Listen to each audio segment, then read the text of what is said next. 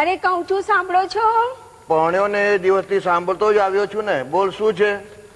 મને સમાચાર મળ્યા છે કે તમારો મિત્ર કાનજી છે ને એ કોઈ ગાંડા જેવી છોકરી સાથે પરણવાનો છે. તમે કઈ સમજાવો, એને સમજાવો. ના રે ના, હું કાંઈ સમજાવવાનો નથી. કેમ? શું એ તમારો મિત્ર નથી? હા, એ મારો મિત્ર તો છે, પણ મારા લગ્ન વખતે એને મને સમજાવેલો. મારી હાલત તો જુઓ.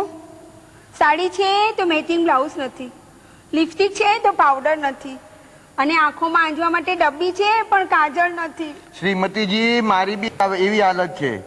ગજવું છે તો પૈસા નથી.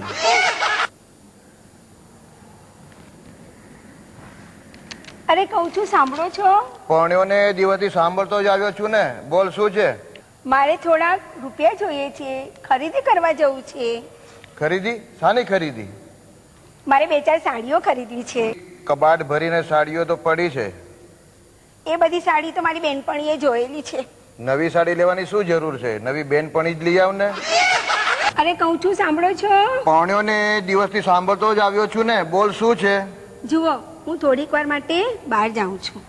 અડધા કલાક પછી દૂધ ગરમ કરી રાખજો, અને ધોબી પાસે કપડાં ગણીને લઈ લેજો, અને ચિંટુને હોમવર્ક કરાવજો, અને બહાર પેલા કપડાં સુકવવા નાખ્યા છે ને એ બી ગણીને લઈ લેજો.